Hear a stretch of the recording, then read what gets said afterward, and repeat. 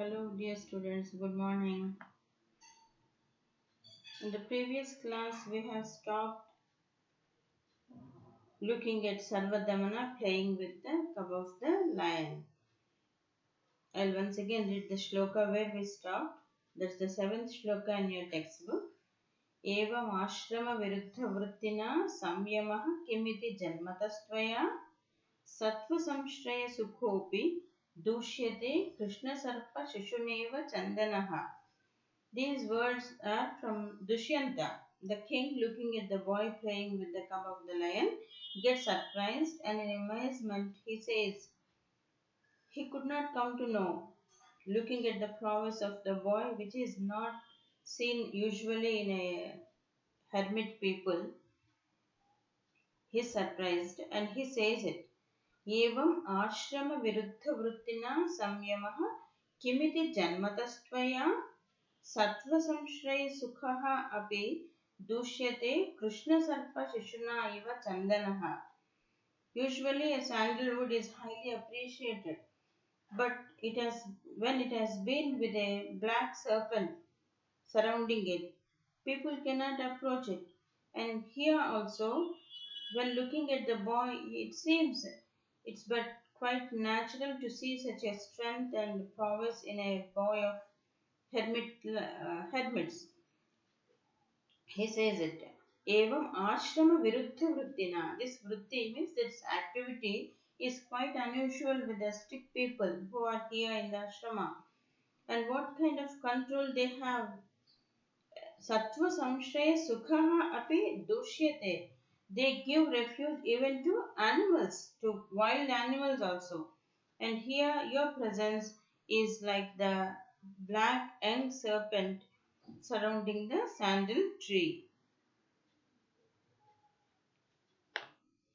It is quite contrary to the hermitage life he felt, because usually hermit means ashramaha, where people get free of their worries and anxieties. Ashramaha duram karoti iti ashramaha, and that hermitage is known to give shelter and it has been a refuge even to wild animals.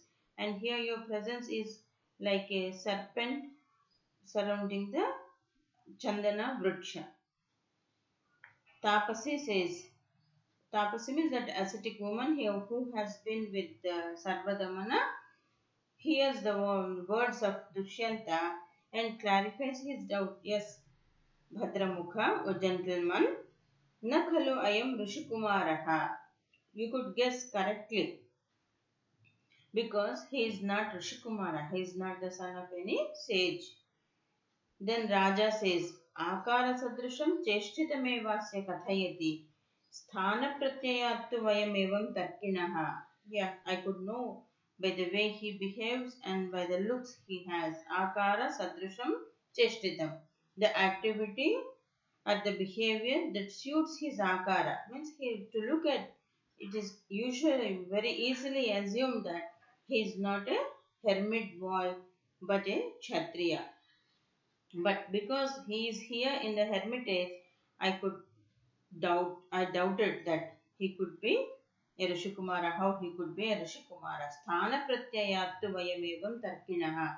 Vayam means we, means I here. Dushyanta referring to himself says, evam tarkinaha. I am also thinking in that way that he could not be a hermit boy, and by looking him in the hermitage, I doubted. Balakam upalalayan. He was affectionately touching the boy and says, Astu, let it be. Nachet Munikumaraha ayam atha kaha asya vapadeshaha. Here we stopped in that previous class. Nachet Munikumaraha. If he is not a hermit boy, what is his family or from whose lineage he is? Then Tapasi answers, Purvamshaha. He is from Kuru dynasty, the dynasty from which even Dushyanta is born. Raja Atmagatam to himself. Kathamekanvayo mama. Oh, he is also from my family. Ataha khalu madanukaranamena matra bhavati manyade. That's why this lady says he is also similar to me. Madanukaranam ena matra bhavati manyate. Bhavati refers to that lady. Manyate means thinks. Oh, rightly this woman could guess. Looking at me, she could guess that this boy is similar to me. Asti etat Pauravanam Antyam Kulavrata. Yeah, it could have happened because the people of Puru dynasty spent their last phase of life in the forest. Asti etat Pauravanam Antyam Kulavratam. Antyam Kulavratam means the vow which is in their family that they spend usually in the forest. That is Vanaprastha. That's what in the beginning of the Raghuvamsha Kalidasa says. Varthake Munivrittinam Yogena Ante Tanhutyajam. What is the practice of Raghu dynasty? They used to spend Munivrit being Munis in the forest and they used to give up their birth or life through yoga. Samadhina, Yogena ante tanuhu tyajam. Tanuhu means body. They give up their bodies only through yoga. And Raja Dushyanta also says the same here. Bhavaneshu rasathikeshu purvam kshitiraksharthamushanti ye nivasam niyataika yativratani paschat tarumulani gruhi bhavanti tesham. Bhavaneshu rasathikeshu पूर्वं क्षितिरक्षार्थम् उशन्ति ये निवासं नियत नियत एकयतिव्रतानि नियता plus एक नियतैक वृत्ति सन्ति पश्चात् तरुमूलानि गृही भवन्ति तेषाम्. Even to observe this shloka we feel a quite of a calmness in mind. What kind of life these kings had?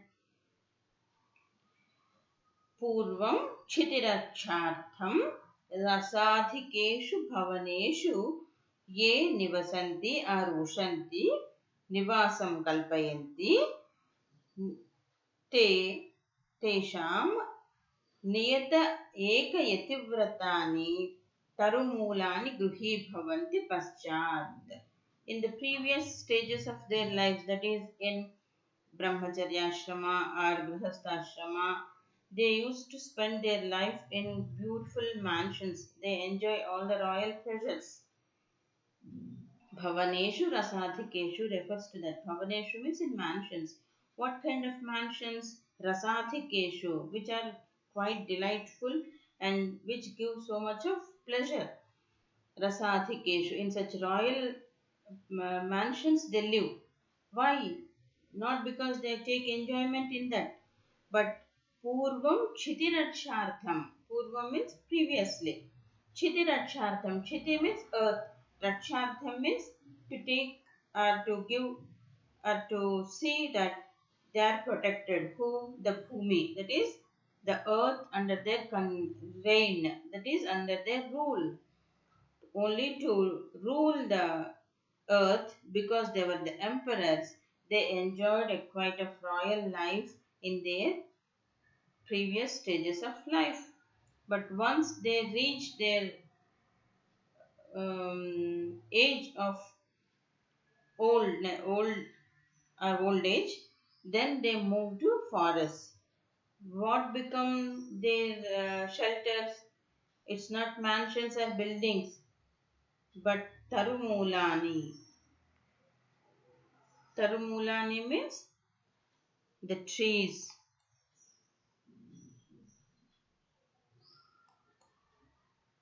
The trees become their shelters. They become their houses. Gruhi bhavanti tesham, to them. But the trees become their homes. Means they give up all their royal pleasures. That's what Kalidasa says in Raghuvamsha, as it has been said in the previous instance also. They enjoy both the artha and kama only for the sake of their royal life, but never they take any enjoyment in it. But all the time they focus only on salvation.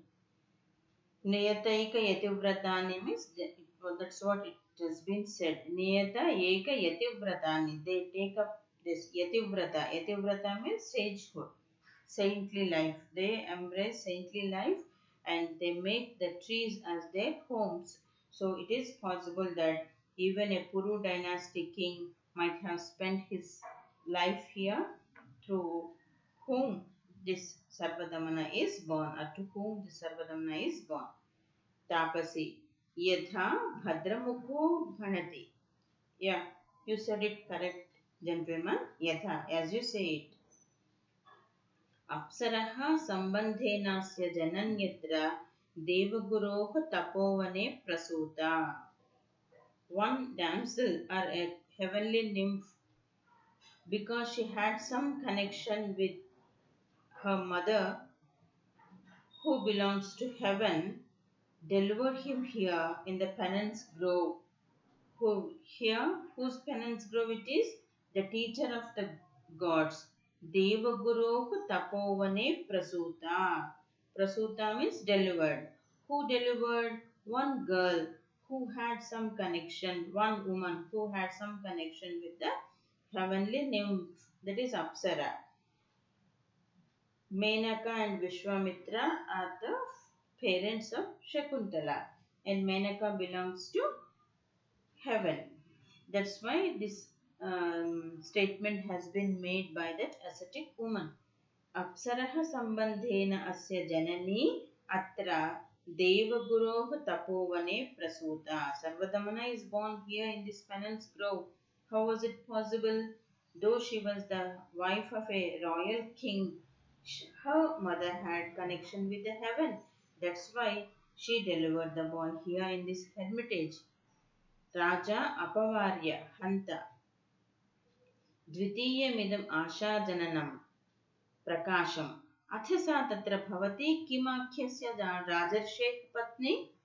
Then Raja almost stopped that rustic woman in her talk, in her words, says, Hanta, alas. Oh, Dvitiyamida idam ashajananam.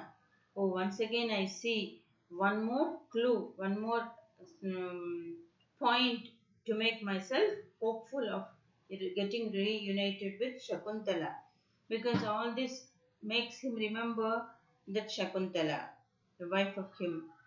Dvitiyamidam Asha Jananam. Asha means hope. Once again, I have been made to hope. Prakasham. Prakasham means allowed. He says to that lady, Athasa tatra bhavati kimakhyasya rajarsheh patni. Then whose wife she is? Whose rajarshi's wife she is? Tatra bhavati kimakhyasya. Akhya means name. What's the name of that husband of this woman? Then Tapasi says, Kastasya dharmadara parityagino namam sankirtayitum chintayishyati. But she is very angry with that husband of that Shakuntala, that lady. She says, who would like to take the name of that repudiator of his lawful wife? She knows that Shakuntala had been repudiated in the court and she had moved to Maricashrama, and there she delivered the boy. And Dushyanta doesn't know anything about Shakuntala after she left his court. And this lady doesn't know that the person who is in front of her is Dushyanta. And she is thinking of the repudiation of Shakuntala by her husband, and she is expressing her resentment and anger over that person to leave such a lawful wife, to see her off to the forest without believing in her. कः तस्य धर्मदारपरित्यागिनः नाम संकीर्तयितुं चिन्तयिष्यति. I can't even think to take his name on my lips, because he is such a repudiator of his lawful wife. Dharmadara. Dara means wife. Dharma means rightly wedded wife. Then Raja, Swagatam, to himself. Iyam khalu katha mameva lakshye karoti. He is clever enough and he could guess that verily this story comes home to me. Oh, this all refers to me. Iyam khalu katha mameva lakshyekaroti. I feel that this is all about me. यदि तावदस्य शिशोः मातरं नामतः पृच्छामि अथवा अनार्यः परदारव्यवहारः. He is so curious to know the parents of this boy. He was very anxious and also curious and quite agitated in his mind. And he thinks in this way. Yadi, if at all, tavat shisho mataram namatah pruchami. Can I ask for the name of his mother, this boy's mother? Because she is not ready to take the name of this boy's father. So shall I ask about at least the mother's name? Athava anaryaha paradara vyavaharaha. But it's not proper to talk about another person's wife. It's quite ungentlemanly. And again, he is thinking that it's quite ungentle to ask for, to inquire about others' wives. Athava anaryaha paradara vyavaharaha. Para means others. Dara means you're told. Dara means wife. Paradara means wife of others. I don't think that it is gentleman nature to inquire about others' wives. So I should keep quiet, he feels. Pravishya mrunmayura hasta. Meanwhile, the ascetic woman who had been to the hermitage to bring a toy comes with a toy in her hand. What was that? It was Mrit Mayura, the peacock made of mud. Mrit means mud. Mayuraha means peacock. Pravishya. She enters. When this ascetic woman and Raja was talking, another woman comes with a toy in her hand, which is supposed to be given to Sarvadamana to see that the lion's cub is released from his clutches. Tapasi says, Sarvadamana, Shakuntalavanyam Prekshasva.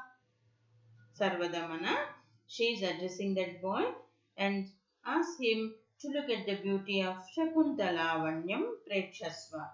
Shakuntalavanyam means the beauty of the bird Shakuntala. In fact, it is after the name of these birds that Shakuntala has been named as Shakuntala by Kanva Maharshi.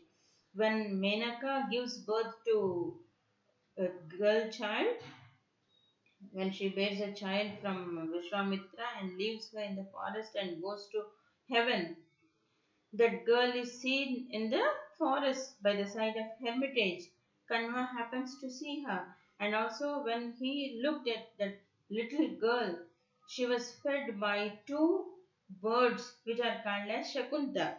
Since she has been brought up by those Shakunta birds, she has been named as Shakuntala. And here also the girl, the ascetic woman who brought that toy was Shakuntala, that is some bird, Shakunta, made of mud. And when she took that name, Shakuntalavanyam Prekshasva, the boy has taken what he wanted to take. She wanted to refer to a bird or to the peacock made of earth or made of mud. But this boy could hear the name of his mother Shakuntala. Balaha sadrushtichepam. He had seen into the direction.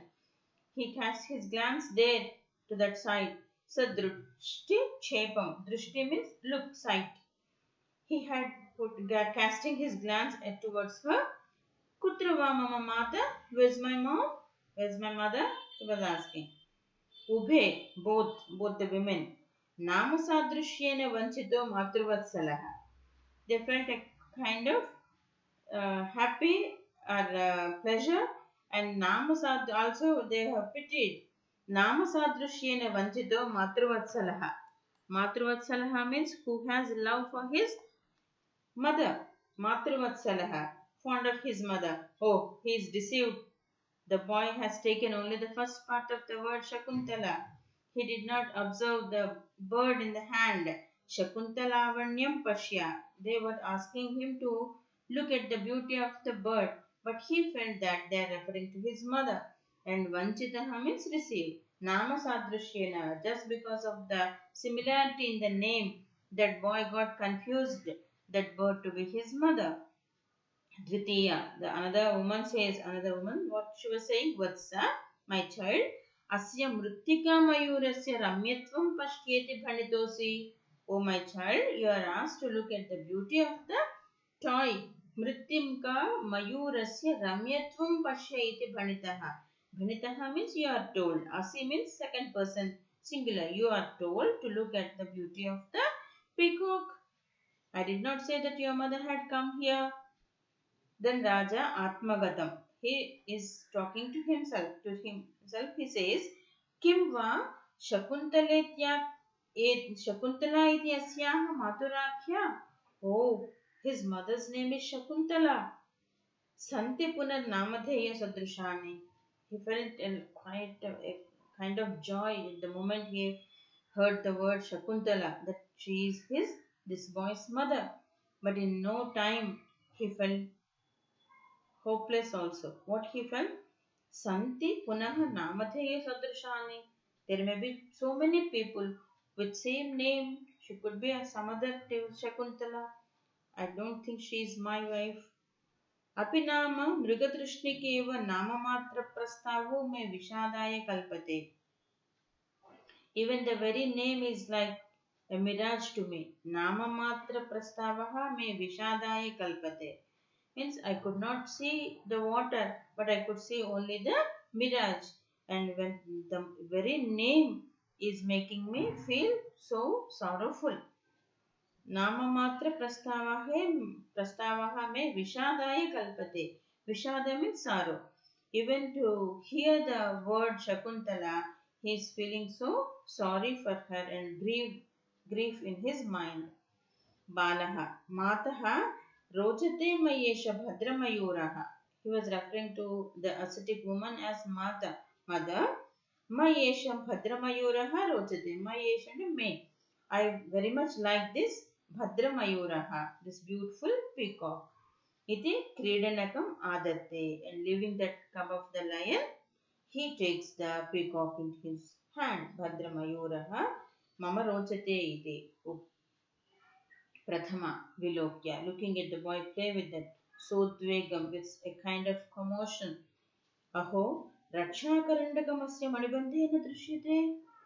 Ayyo, that amulet. Amulet means a kind of thread which has been tied to the boy's shoulder, which we say as tayettu or tavid.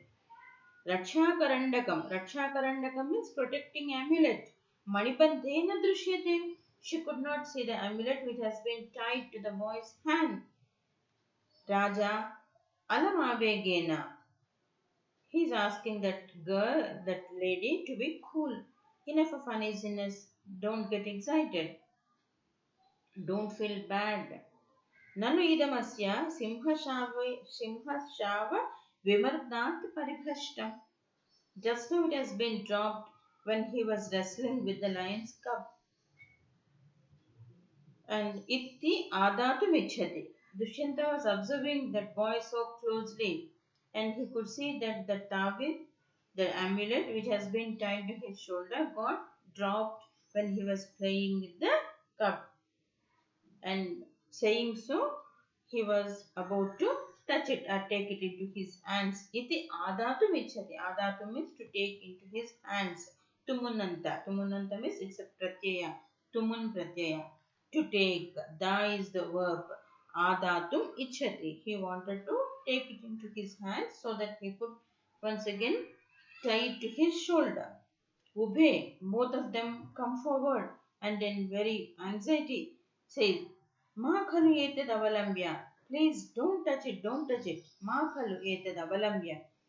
Katham gruhita manena. Ayyo, it has been taken by him. They did not even complete the sentence. They did not even stop him. They could not stop him. And meanwhile, Dushyanta took that amulet into his hand. Katham gruhita manena. Oh, already it has been taken.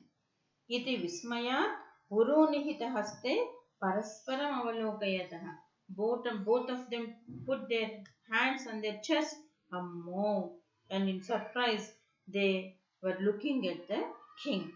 Parasparam avalokayatah. Also, they looked at each other, looking at Dushyanta taking the amulet into his hand. Raja Kimartham pratishiddha smaha? Why I am stopped? He did not understand why he has been stopped by these two ladies. Then Prathama is saying, the first one is saying, Shrunotu Maharajaha. Oh, the king, may you listen. Shrunotu. Second person. Shruno means to hear. Shru. Shrunotu, may you hear. Yesha aparajita nama aushadhihi asya jatakarma samaye bhagavata marichena datta. And this aushadhi, it's a kind of mulika, it's a kind of herb which is named as aparajita. Aparajita means which is never defeated.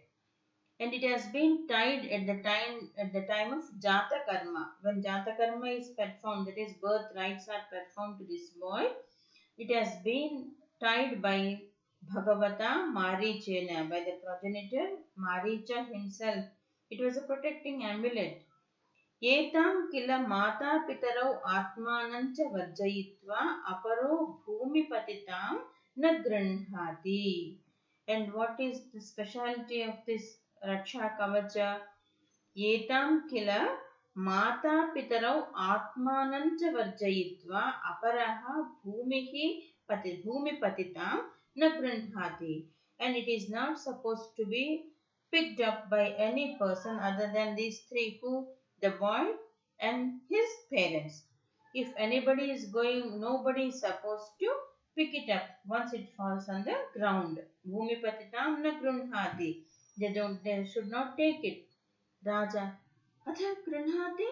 If it is taken, because he took it into his hands, that was his doubt. Atha grunhati? If it is picked up, then the Pradhama, the first woman says, Tatahattam sarpo bhutva dashati. Nothing much. It gets transformed into a serpent. It gets changed. The rope gets changed into a serpent and it bites him. Sarpo bhutva dashati. Very cool. She was very cool in saying these words. What happens? Nothing much. Just it turns into a serpent, a snake, and it bites the person whoever picked it other than his father or mother.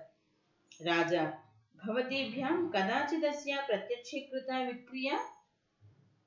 Have you ever witnessed such kind of metamorphosis? Means, have you ever seen that it gets into a serpent any time when it is picked by someone else other than his parents? Bhavatibhyam kadachit asyam pratyakshikruta vikriya. Vikriya means change. Have you ever noticed the change from rope to serpent any time before? Ubhe, both of them come together and say, Anekashaha. Not once, many a time. Not once or twice. Many times we have seen. Raja Saharsham. Raja with very much happiness and joy.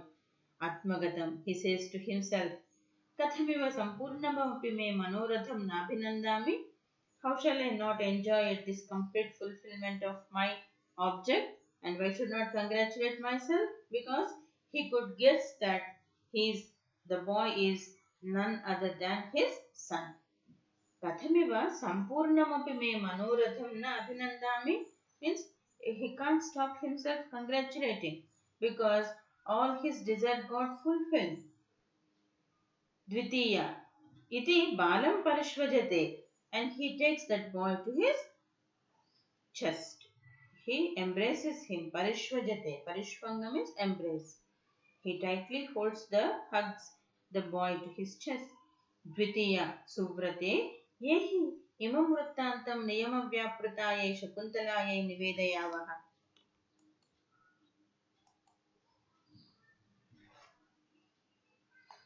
Come. Imam vrittantam niyama vyaprataye shakuntalaye nivedayavaha. Let's go and inform Shakuntala, who was lost in her vows, in her penances. Suvrate. Suvrate is the address made to a woman. Suvrata means a good woman. What she says, let us go and inform this to Shakuntala.